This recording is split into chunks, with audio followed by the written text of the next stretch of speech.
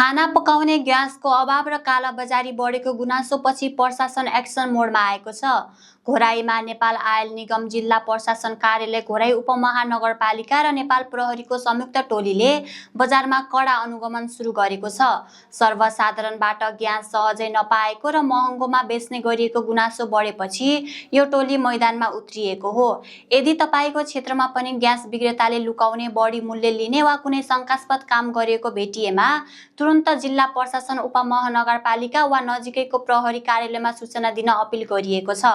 यस्ता कालाबजारी गर्नेलाई के कस्तो कारबाही हुनुपर्छ कमेन्ट गर्नुहोला। जापानको कुमामोतोमा गएको 7.1 म्याग्निच्युडको शक्तिशाली भूकम्पमा परि मृत्यु हुनेको संख्या 13 पुगेको छ। प्रधानमन्त्री साने ताकैचीका अनुसार भूकम्पका कारण व्यापक भवनहरू ढलेका छन्, आगलागी भएको छ भने सडकहरू ध्वस्त भएका छन्। अत्याधिक गर्मीका बावजुद 3600 भन्दा बढी जापानी आत्मरक्षा बल र उद्धार कर्मीहरू अहोरात्र खटिएका छन्। प्रभावित क्षेत्रमा राहत र सेवा पुनर्स्थापनाको काम तीव्र पारिएको छ। यसैबीच कियुसु दिपा स्थित एक शपिङ मलमा भूकम्प लगत्तै ठूलो विस्फोट भएको छ। के यो केवल ग्यास चुहावट मात्र थियो या प्रकोपभित्र अर्को ठूलो खतरा लुकेको छ? अनुसन्धान जारी छ। दाङका हरिप्रसाद 10 महिनाको दुःखपछि साउदीबाट सकुशल स्वदेश फिर्ता भएका छन्।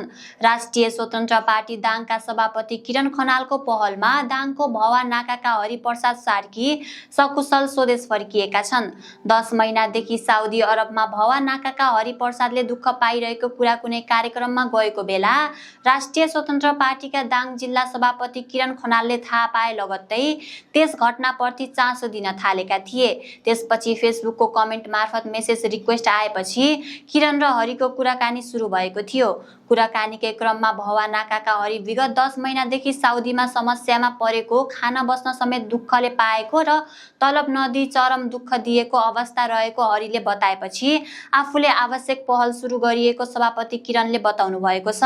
करिब 21-22 दिनको कानुनी तथा प्रशासनिक प्रक्रिया र करिब 1 महिनासम्मको निरन्तर प्रयासपछि उहाँलाई सकुशल नेपाल फर्काउन सफल भएको किरणले बताउनु भएको छ। हरि अहिले सकुशल नेपाल फर्किएर आफ्नो परिवारसँग पूर्ण मिलन गरिसक्नु भएको छ। विदेशमा समस्या परेका नेपाली नागरिकको उद्धारका लागि समयमै गरिने पहल र समन्वयले सकारात्मक परिणाम दिन सक्ने यो एउटा उदाहरण बनेको छ।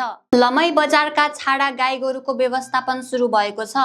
पहिलो चरणमा 15 वटा गाई गोरु गौशालामा पुर्याइएको छ। लमै नगरपालिकाले बजार क्षेत्रमा छाडा रूपमा डुलिरहेका गाई गोरुको व्यवस्थापन अभियान सुरु गरेको छ। अभियानको पहिलो चरण अन्तर्गत बजार क्षेत्रमा रहेका 15 वटा गाई गोरुलाई गौशालामा स्थानान्तरण गरिएको छ। छाडा गाई गोरुका कारण सवारी दुर्घटनाको जोखिम बढ्दै गएको तथा यस विषयमा सामाजिक सञ्जाल मार्फत निरन्तर चासो र गुनासो उठ्न थालेपछि नगरपालिकाले व्यवस्थापन अभियान अघि बढाएको हो। नगरपालिकाले आफ्नो क्षेत्रभित्र कतै छाडा गाई वस्तु देखिएमा तत्काल पालिकामा जानकारी गराउन नागरिकलाई अनुरोध गरेको छ। जानकारी प्राप्त हुनसाथ पालिकाको टोली घटनास्थलमा पुगेर ती गाई वस्तुलाई गौशालामा लैजाने प्रतिबद्धता समेत जनाएको छ। नागरिकको सुरक्षा सुनिश्चित गर्नु स्थानीय सरकारको प्रमुख दायित्व भएकाले यो अभियान सञ्चालन गरिएको लमै नगरपालिका वरिष्ठ प्रशासन प्रमुख तथा निर्मित प्रमुख प्रशासकीय अधिकृत महेश ठेडीले जानकारी दिनुभएको छ। नगरपालिकाले आगामी दिनमा पनि छाडा गाई गोरुको व्यवस्थापनलाई निरन्तरता दिने जनाएको छ। लमै नगरपालिकाको यो कार्य हजुरलाई कस्तो लाग्यो? जस्तो लाग्यो त्यस्तै प्रतिक्रिया दिनुहोला। लमहीको गोर्खा मोडेल सेकेन्डरी स्कुलका विद्यार्थीहरूले जिते भारतमा पदक। लमहीमा केही समय अघिदेखि सञ्चालनमा रहेको गोर्खा मोडेल सेकेन्डरी स्कुलका विद्यार्थीहरूले भारतको चण्डीगढमा 2026 जुलाई 26 र 27 मा आयोजित पहिलो इन्डो नेपाल कराते च्याम्पियनसिपमा नेपालको प्रतिनिधित्व गरी उत्कृष्ट प्रदर्शन गरेका छन्। गोर्खा लमैका विद्यार्थीहरूले सेवक पुन, दुर्गा पुन, आशिका चौधरी र शीतल अधिकारीले उक्त प्रतियोगितामा स्वर्ण पदक जितेका हुन्। यस ऐतिहासिक सफलताको विद्यालय अभिभावक तथा समग्र देशको गौरव बढाएको विद्यालय खेलकुद संयोजक झलक सिंह रसाईले जानकारी दिनुभएको छ।